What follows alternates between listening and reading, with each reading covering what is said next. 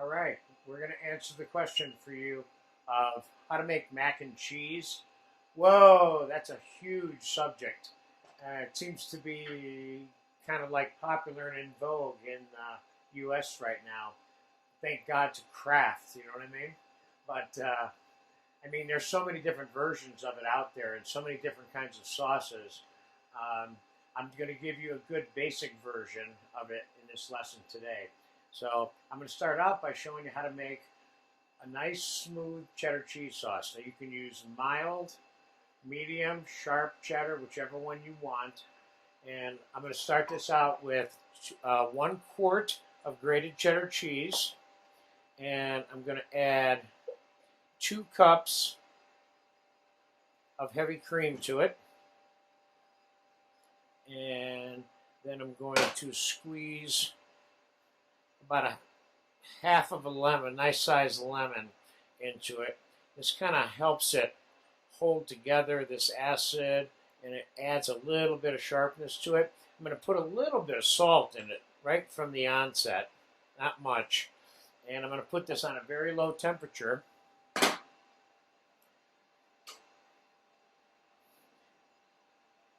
Very, very low. And I'm going to mix it off and on for like 10, 15 minutes, whatever it takes for it to become smooth. Of course, this burns fairly easily, so you make sure you don't try to do this in a hurry.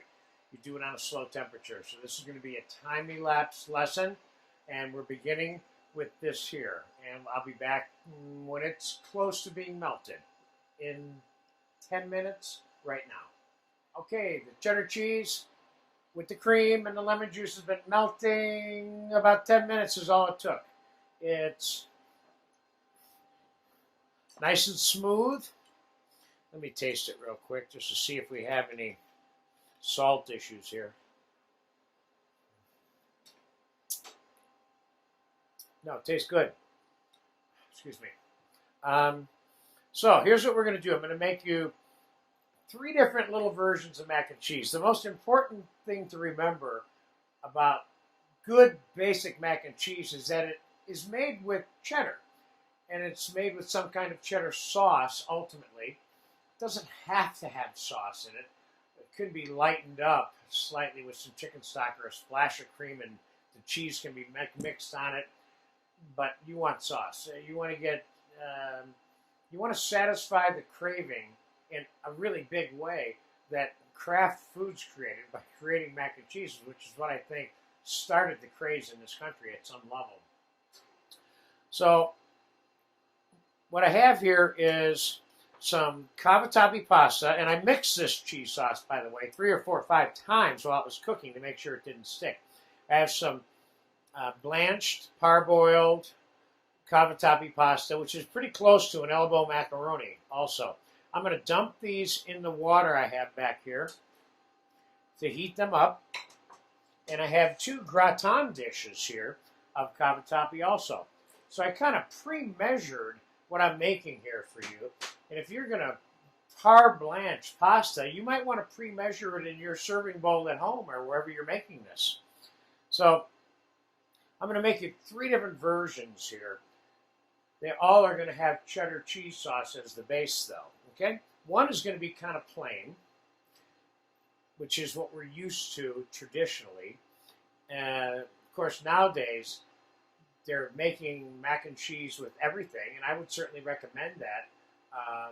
You incorporate whatever your favorite foods are into the mac and cheese that you'd like. Today, I'm going to make you one that has a little bit of diced chicken, sliced sauteed mushrooms, bacon, and onion mixed in one, with breadcrumbs and cheese on top and baked as a casserole also. I'm going to make you another casserole that's a bit more vegetarian and just has a variety of other cheese added to the top. It's also baked, okay? So we're going to start by dumping the pasta out of the hot water.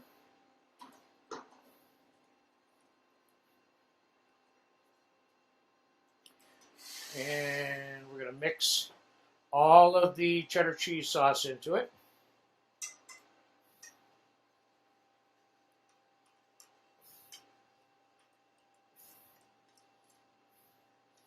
Looks good. I've made hundreds of this dish in the past, and people really like this. So, mixing it together, it's nice and creamy. In this case, we don't need any cream added to this. I added no cream beyond the 2 cups to the 2 cups of cream to 1 quart of cheddar cheese that we started with. I added nothing else to it, except the lemon juice, of course. Okay, so for the plain version, I'm going to do that. Now, I will tell you that kids don't like things on top of their mac and cheese. So if you want to serve it to a kid or a young adult, this might be the plain, simple way of doing it. The way I normally serve it in my restaurant and to people at my house would be a little bit of cheddar, a little bit of fresh mozzarella, dried mozzarella, and a little bit of Parmesan cheese on top. Now you got kind of a 3-cheese mac and cheese here. And then give you a little bit of olive oil and a little bit of parsley. That's kind of like the simple, generic version that I would serve, okay? Now, I'm going to put together one that we're going to bake in the oven in a casserole, gratinade. This, of course, is a gratin dish, not per se a casserole dish. This dish is designed to be low and flat so that it browns things easily. Okay, so we're going to make one with, we're going to add some extra cheeses to it. I have some goat cheese.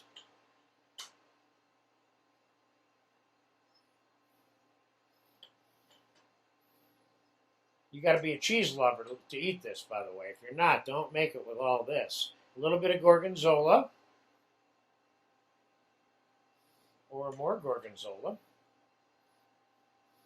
A little bit of the cheddar. A little bit of the Parmesan.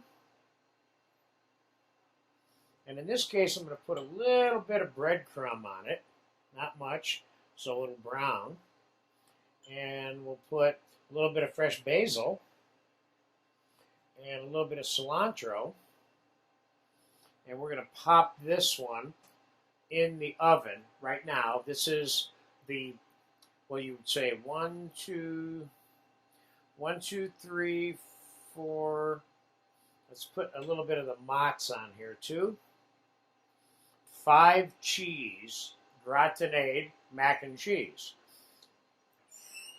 Let's pop that one in the oven. That's in there at 400 degrees. Because you want to cook this fast, just brown the top. The inside of it's already hot and everything. It doesn't need to cook. We're just browning it a little bit. Now, the last one I'm going to make for you is bacon,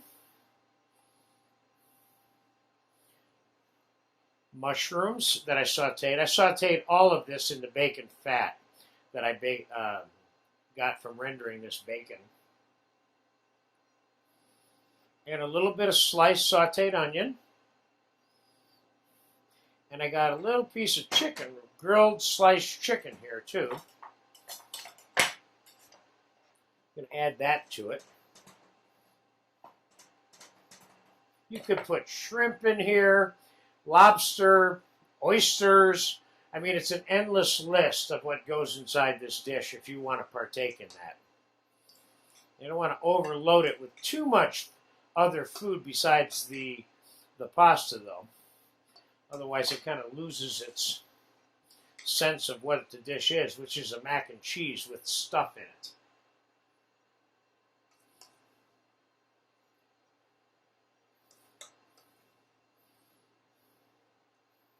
This looks good. Real good. Now, we're going to put a little bit of cheddar on top of this one. And a little bit of Parmesan on top of this one. And a little bit of breadcrumb. And just for fun, let's just throw a couple pieces of tomato on this one. Give it a little different color than the other two. And we'll use parsley instead of fresh herbs on this one. And now I'll pop this one in the same 400 or 450 degree oven, either way. You can even put it in a 500 degree oven or underneath a broiler for that matter, because all you're really doing here is browning the top. So there's 3 mac and cheese versions. We're going to time elapse this. I'm going to let this finish browning it up. I'm going to come back in 5 minutes right now to show you the finished product of that, okay? Okay, it's been only about 8 to 10 minutes, if that, with the baking of the gratineing of the mac and cheese.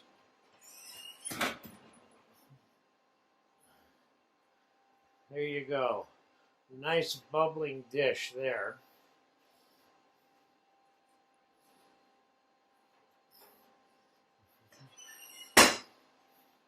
Here's the one with just the cheese. This is more of the vegetarian. Yeah, 2 vegetarian versions here and 1 with meat. Now, if you want to get a little excessive, you can always put some fresh parm on the top of these now, just for fun. And you could certainly put a little bit of olive oil on here too. All of these things are options. The important thing for you is that you get a good idea on how to make one that's going to be good no matter how you make it. My goal here is to show you how to make mac and cheese in a way so you can make your own mac and cheese. Having a good cheddar sauce, fine. Let's say you wanted to do it with goat cheese sauce or gorgonzola sauce, which would be not traditional but can still be made well.